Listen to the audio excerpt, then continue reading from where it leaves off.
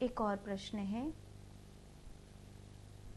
माँ, क्या कुंवारी लड़की को विवाहित महिला के कपड़े पहनना चाहिए या नहीं? किसी भी व्यक्ति की वस्तु में उसकी ऊर्जा होती है।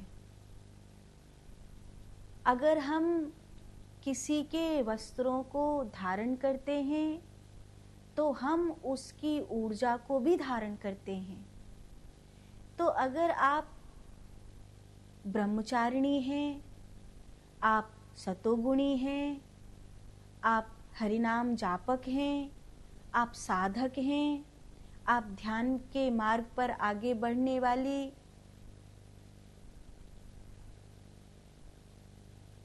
दिव्य ऊर्जा हैं, भगवतीय पथिक हैं, तो आपको विवाहित महिला के क्या, किसी भी उस व्यक्ति के वस्त्र को धारण नहीं करना चाहिए जिसकी प्रवृत्ति संसार में लिप्त हो।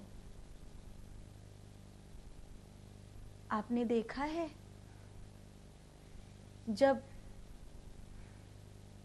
किसी की माँ मर जाती है ना, तो उस बच्चे को देखना, वो अपनी माँ की साड़ी को अपने सिरहाने लगाकर सोता है।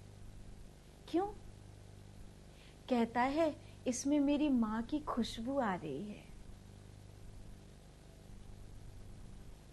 जब किसी के गुरु शरीर छोड़ देते हैं तो वो अपने गुरु की खड़ाओं को रोज अपने सिर से लगाता है।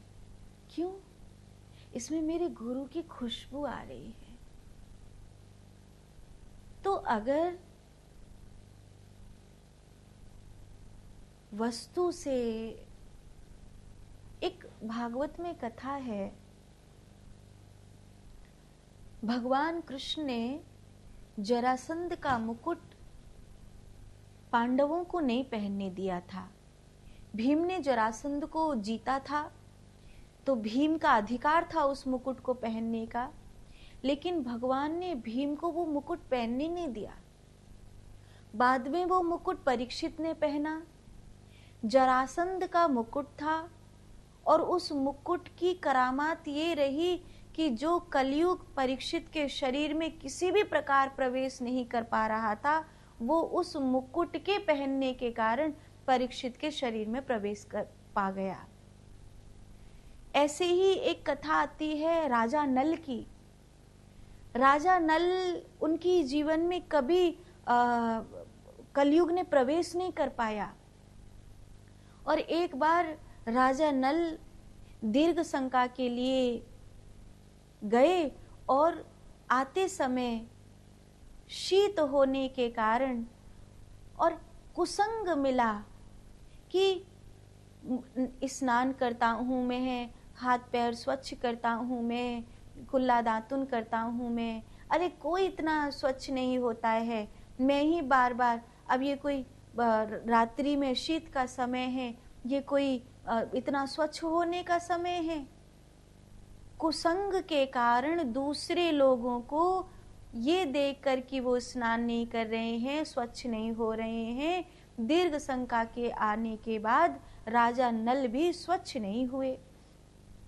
और राजा नल के पांव में, पांव की एड़ी में गंदगी लगी रही, और पांव की एड़ी की गंदगी के कारण कलयुग ने उनके शरीर में प्रवेश पा लिया। उसको तो जगह चाहिए। जैसे अच्छाई को लाने के लिए परिश्रम करना पड़ता है, ऐसे ही बुराई को लाने के लिए कोई भी परिश्रम नहीं करना पड़ता। कोई भी परिश्रम बुराई के लिए नहीं करना पड़ता, कोई भी नहीं। एक भगोना भरी खीर को मैला करना हो, 2 बूंद कीचड़ की डाल दो, उस भगोना भरी खीर को कोई नहीं खाएगा। और आप एक कटोरी कीचड़ में भगोना भर के खीर डाल दो तो वो कीचड़ स्वच्छ नहीं होगी। अच्छाई को लाने के लिए बहुत परिश्रम करना पड़ता है, बुराई को लाने के लिए परिश्रम नहीं करना पड़ता। इसीलिए जब आप ये पूछ रही हैं कि एक अविवाहित कन्या विवाहित महिला के वस्त्र पहन सकती है या नहीं, तो साधारण दृष्टि से, सांसारिक दृष्टि से आपको भी उसके जैसी बनना है तो पहन सकती है, लेकिन आध्यात्मिक दृष्टि से और अगर पारमात्मिक दृष्टि से आपको उसकी जैसी नहीं बनना है तो नहीं पहनना चाहिए।